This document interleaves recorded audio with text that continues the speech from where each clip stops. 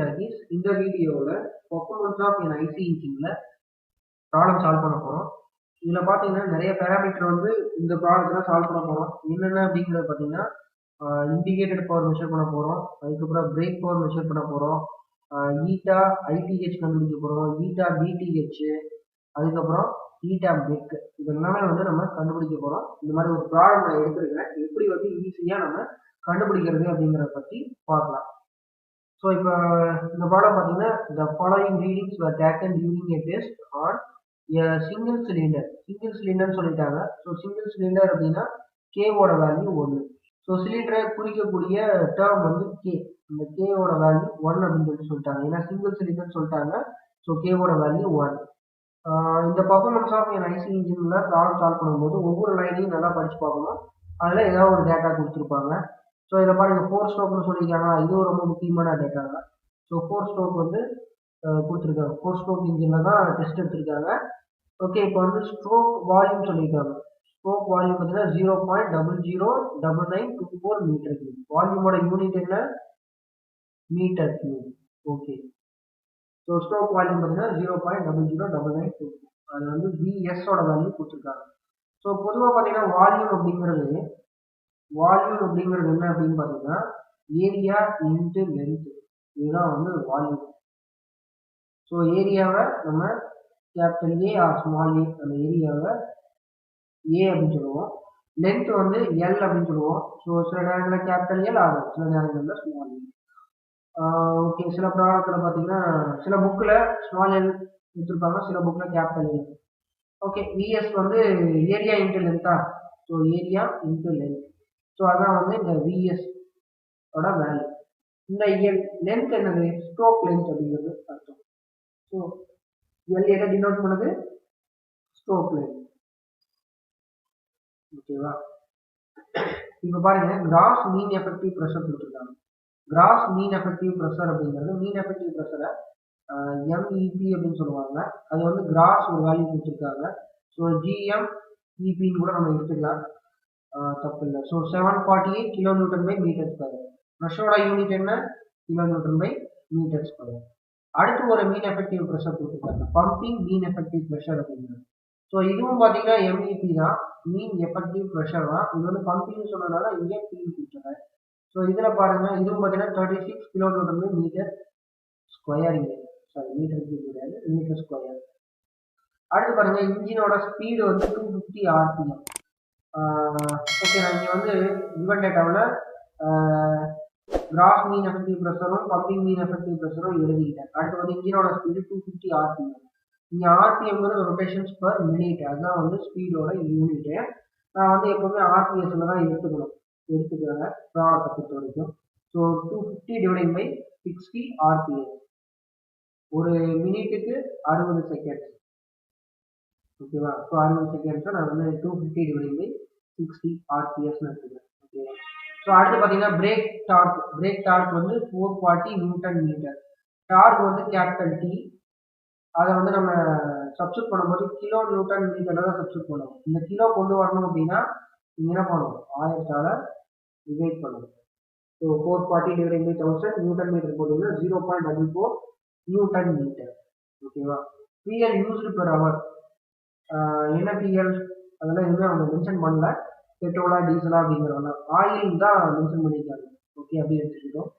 Okay, ஃபியல் used per hour பார்த்தீங்கன்னா 3.5 KG. இது வந்து ஃபியல் கன்சம்ஷன் பார்த்தீங்கன்னா 3.5 கிலோகிராம் கொடுத்துருக்காங்க. ஆனால் பெர் ஹவர் இங்கே சொல்லிட்டாங்கல்ல, அதனால 3.5 கிலோகிராம் பை ஹவர். இதை வந்து நம்ம அப்படி வச்சுக்கலாம். ஹவரை வந்து செகண்டாக மாற்ற வேண்டாம். அடுத்து பார்த்தீங்கன்னா கலோரிபிக் வேல்யூ ஆஃப் ஆயில் பார்த்தீங்கன்னா 46,050 kilo joules by kilogram. Calorific வேல்யூவோட யூனிட் பார்த்தீங்கன்னா kilo joules by kilogram. Okay, நமக்கு வந்து கிராஸ் கலோரிபிக் வேல்யூ கொடுத்தாங்க, அது வந்து சிவின்னு சொல்லிட்டோம். ஸோ அந்த சிவியோட வேல்யூவை நம்ம இங்கே கொடுத்துட்டாங்க. ஓகே, நம்ம என்னென்ன கால்குலேட் பண்ணணும்? நான் ஃபர்ஸ்ட்டே சொல்லிட்டேன். இண்டிகேட்டட் பவர் ஐபி கண்டுபிடிக்கணும், பிரேக் பவர் பிபி கண்டுபிடிக்கணும், அதுக்கப்புறம் indicated thermal efficiency eta ITH கண்டுபிடிக்கணும், break thermal efficiency eta BTh, அதுக்கப்புறம் மெக்கானிக்கல் எஃபிஷியன்சி ஈட்டா பெக். இதெல்லாம் நம்ம கண்டுபிடிக்கணும். ஓகே, இப்போ நம்ம ஓனா கண்டுபிடிக்கலாம். ஃபர்ஸ்ட் வந்து இண்டிகேட்டட் பவரை கண்டுபிடிச்சிடலாம். ஸோ ஐபிக்கான ஃபார்முலா என்ன அப்படின்னு பார்த்தீங்கன்னா, IP is equal to PMI into L into A into N into K. இதுதான் வந்து பொதுவான ஃபார்முலா. இந்த இடத்துல ஸ்ட்ரோக் லென்த்தை பற்றி அவங்க சொல்லவே இல்லை, ஏரியாவை பற்றி அவங்க சொல்லலை. ஸோ அப்போ நமக்கு இது வேணும். இதை வந்து நம்ம எப்படி எடுத்துக்கணும் அப்படின்னா, அவங்க கொடுத்துருக்க ஸ்ட்ரோக் வால்யூம்லேருந்து எடுத்துக்கலாம். ஸோ பொதுவாக நான் அப்படியே சொன்னேன்ல, வால்யூம் அப்படிங்கிறது ஏரியா இன்ட்டு லென்த்துங்கிறது. ஸோ இந்த ஃபார்முலாவை யூஸ் பண்ணி நம்ம விஎஸ் வந்து ஆல்ரெடி கொடுத்துருக்காங்க அப்படின்னு சொல்லிட்டு நம்ம டேரெக்டாக இந்த வேல்யூவை எடுத்துக்கலாம். ஸோ இந்த வேல்யூவை நான் என்ன பண்ணிக்கலாம், இந்த எல் இன்டி ஏக்கு பதிலாக விஎஸ்ங்கிறத சப்ஸ்டிட் பண்ணிக்கலாம். பிஎம்ஐங்கிறது என்ன அப்படின்னா மீன் எஃபெக்டிவ் ப்ரெஷர், நெட் மீன் எஃபெக்டிவ் ப்ரெஷர். இந்த ப்ரெஷர் தான் வந்து கம்பஸ்டன் ப்ராசஸில் என்ன நடக்க போகுது அப்படின்னா, பிஸ்டன் மேலே ஒரு ப்ரெஷர் கிரியேட் ஆகும், அந்த பாடிக்கான ஃபியல் வந்து கொடுக்கும். ஸோ அந்த ப்ரெஷர் தான் இங்கே நெட் மீன் எஃபெக்டிவ் ப்ரெஷராக நம்ம எடுத்துக்கணும். ஸோ அது கண்டுபிடிக்கிறதுக்கு நம்ம என்ன பண்ணணும்னா, கிராஸ் எம்இபியும் பம்பிங் எம்இபியும் நம்ம மைனஸ் பண்ணி கண்டுபிடிக்கணும். ஸோ கிராஸ் மீன் எஃபெக்டிவ் ப்ரெஷரோட வேல்யூ 748, பம்பிங் மீன் எஃபெக்டிவ் ப்ரெஷரோட வேல்யூ 36. ஸோ நம்ம கால்குலேட் பண்ணோம்னா பிஎம்ஐயோட வேல்யூ நமக்கு 712 kilo newton by metre square கிடைக்கும். ஓகே, இப்போ பிஎம்ஐயும் இருக்கு, எல்ஏ இருக்கு, என் வந்து ஒர்க்கிங் ஸ்ட்ரோக் அப்படின்னு சொல்லுவாங்க, ஸ்மால் என். இது வந்து 4 ஸ்ட்ரோக் இன்ஜின் அப்படின்னா நீங்கள் எப்படி எடுத்துக்கலாம், ஸ்மால் எண்ணை கேபிட்டல் என் டிவைடிங் பை 2 எடுத்துக்கணும், 4 ஸ்ட்ரோக் இன்ஜின் தான். இதே வந்து 2 ஸ்ட்ரோக் இன்ஜின் அப்படின்னா நீங்கள் என்ன பண்ணீங்கன்னா, ஸ்மால் என் அப்படிங்கிறது கேபிட்டல் எண்ணுக்கு ஈக்குவலாக இருக்கும். ஸோ அப்போ நீங்கள் டேரெக்டாகவே எடுத்துக்கலாம், கொடுத்துருக்க வேல்யூ அப்படியே எடுத்துக்கலாம். எதுக்கு 2 ஸ்ட்ரோக். ஆனால் நம்ம இப்போ நமக்கு என்ன கொடுத்துருக்காங்க, 4 ஸ்ட்ரோக்கு தானே கொடுத்துருக்காங்க. அதனால 4 ஸ்ட்ரோக்குக்கு கேபிட்டல் என் டிவைடிங் பை 2 அப்படின்னு சொல்லிட்டு வேல்யூ எடுத்துக்கணும். கேபிட்டல் என்னோட வேல்யூ இங்கே நான் கொடுத்துருக்கிறேன் 250 டிவைடிங் பை 60. இந்த 250 டிவைடிங் பை 60 நான் என்ன பண்ணுவோம், இங்கே சப்ஸ்டிட் பண்ணிட்டு கீழே டினாமினேட்டர் இருக்கக்கூடிய 2வை அப்படியே தெரிவிக்கிறேன். ஓகே, இங்கேயும் நான் சிம்பிளிஃபை பண்ணல, கடைசியாக நம்ம சிம்பிளை பண்ணிக்கலாம். ஓகே, அடுத்து வந்து கே அப்படிங்கிறது 1 சிங்கிள் சிலிண்டர் தான். ஓகேவா, இப்போ நமக்கு கிடைச்ச வேல்யூ எல்லாத்தையும் நம்ம சப்ஸ்டிட் பண்ணிக்கலாம். இங்கே பாருங்க, பிஎம்ஐ பாலா 712, விஎஸ் பாலா 0.009924, அண்ட் தென் ஸ்மால் என்னோட வேல்யூ 250 டிவைடிங் பை 60 இன்ட்டு 2, அடுத்து கேவோட வேல்யூ 1. ஸோ இங்கே நியூமரேட்டரில் இருக்கக்கூடிய வேல்யூஸ் எல்லாத்துக்கும் ப்ராக்கெட் போட்டுருங்க, டினாமினேட்டரில் இருக்கக்கூடிய வேல்யூ எல்லாத்துக்கும் ப்ராக்கெட் போட்டுருங்க. ஸோ இப்படி கால்குலேட்டர்லாம் சிம்பிளை பண்ணீங்க அப்படின்னா நமக்கு 14.721 கிலோ வாட் கிடைக்கும். இது வந்து ஐபிக்கான ஃபார்முலா. நம்ம பிரேக் பவர் கண்டுபிடிக்கணும். பிரேக் பவர் கண்டுபிடிக்கிறதுக்கு ஒரு ஃபார்முலா இருக்கு. பிரேக் பவருக்கு 2πnt அப்படிங்கிற ஃபார்முலா. 2πntனா இந்த இடத்துல 2, ஓகே, பைனா 3.14, என் அப்படிங்கிறது என்ன, ஸ்பீடு, அது வந்து 250 டிவைடிங் பை 60, டார்க் வந்து நியூட்டன் மீட்டர் சப்ஸ்டிட் பண்ணணும். இங்கே இருக்கு 0.44. 0.44 நம்ம சப்ஸ்டிட் பண்ணோம்னா நமக்கு என்ன கிடைச்சிடும், பிரேக் பவர் கிடைச்சிடும். பிரேக் பவர் 11.52 கிலோ வாட்ல கிடைச்சிடும். கிலோ வாட் எப்படி வந்துச்சு, இந்த இடத்துல இருக்கக்கூடிய கிலோவை நம்ம கொண்டு வரணும்னா இங்கே என்ன பண்ணிக்கணும், டார்கை 1000ஆல டிவைட் பண்ணி கிலோ நியூட்டன் மீட்டர்ல சப்ஸ்டிட் பண்ணிக்கணும். அப்படி சப்ஸ்டிட் பண்ணாக்கா நமக்கு இங்கே பவர் வந்து கிலோ வாட்ல கிடைக்கும், இல்லைன்னா வெறும் வாட்ல தான் கிடைக்கும். பாருங்க எப்படின்னா 11.52 இன்ட்டு 1000 போடணும், 752 இன்னொரு 2. ஸோ 11520 வாட் இப்படி தான் கிடைக்கும். ஸோ அதனால தான் நான் இங்கே வேல்யூ அதிகமாக வர்றதுனால நான் என்ன பண்ணுறேன், கிலோ நியூட்டன் மீட்டரில் இந்த டார்கை சப்ஸ்டிட் பண்ணிட்டேன். சரி, அடுத்து வந்து நம்ம ஈட்டா ஐடிஹெச் கண்டுபிடிக்கலாம். ஃபர்ஸ்ட் இண்டிகேட்டர் தெர்மல் எஃபிஷியன்சி, அதுக்கான formula IP into 3600 dividing by FC into CB. இதே வந்து பிடிஹெச் நீங்கள் கண்டுபிடிக்கணும் அப்படின்னா இந்த ஐபிக்கு பதிலாக பிபியை சப்ஸ்டிட் பண்ணிக்கோங்க, அவ்வளோதான். அதே ஃபார்முலா அப்படி நீங்கள் எடுத்துக்கலாம். ஸோ இந்த இடத்துல 3600 காமன் தான், எஃப்சி காமன் தான், சிவி காமன் தான், இந்த பிபி மட்டும் தான் மாறும். ஓகே, இப்போ இண்டிகேட்டட் தெர்மல் எஃபிஷியன்சியில் ஐபி எவ்வளவு 14.721, இதுக்கு முன்னாடி நம்ம கண்டுபிடிச்சோம்ல, இங்கே 14.71 இந்த வேல்யூவை இங்கே நான் சப்ஸ்டிட் பண்ணிட்டேன். அப்புறம் 3200 போட்டேன். எஃப்சி வந்து 3.5 கிலோகிராம் இது அப்படி போட்டேன். சிவியோட வேல்யூ 46,050 அது அப்படி போட்டாச்சு. ஸோ இப்போ நியூமரேட்டருக்கு ஒரு ப்ராக்கெட்டு டினாமினேட்டருக்கு ஒரு ப்ராக்கெட் எல்லாம் போட்டு கால்குலேட் பண்ணிங்கன்னா 0.3288 வரும். இதை வந்து நீங்கள் என்ன பண்ணணும், 100 பெருக்கணும். பெருக்கினீங்கன்னா 32.88% கிடைச்சிச்சு. Eta ITH is equal to 32.88%.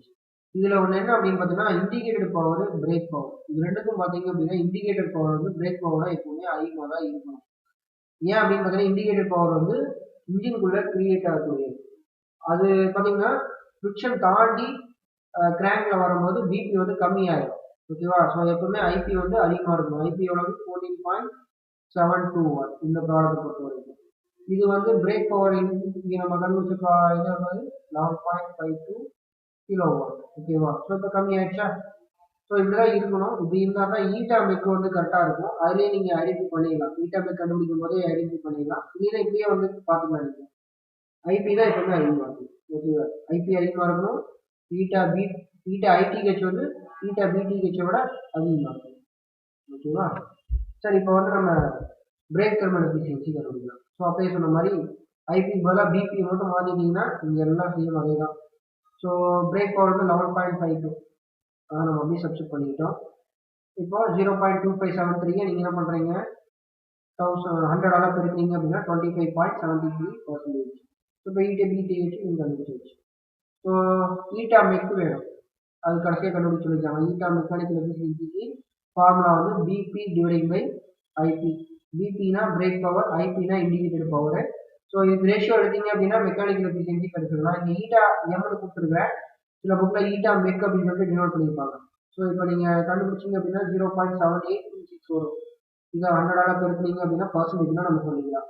So 78.26%. So இதுதான் பர்ஃபார்மன்ஸ் ஆஃப் என் ஐசி இன்ஜினில் பேராமீட்டர்ஸ் வந்து நம்ம கால்குலேட் பண்ண வேண்டியிருக்கோம். இதில் நான் வந்து கண்டுபிடிச்சது எல்லாமே ரிசல்ட் எழுதியிருக்கிறேன். ஸோ இண்டிகேட்டட் பவர் பார்த்தீங்கன்னா இந்த இடத்துல 14.721 கிலோவாட், 14.721 கிலோவாட். கே வந்து ஸ்மாலாக இருக்கணும், வாட் வந்து டபிள்யூ வந்து பெரிய எழுத்தாக இருக்கணும். ஏன் இங்கே கேபிட்டல் கே போடக்கூடாதா அப்படின்னு கேட்டிங்கன்னா போடக்கூடாது. இந்த கேபிட்டல் கேவை நம்ம தெர்மல் இன்ஜினியரிங்கில் கெல்வினுக்காக யூஸ் பண்ணுவோம்.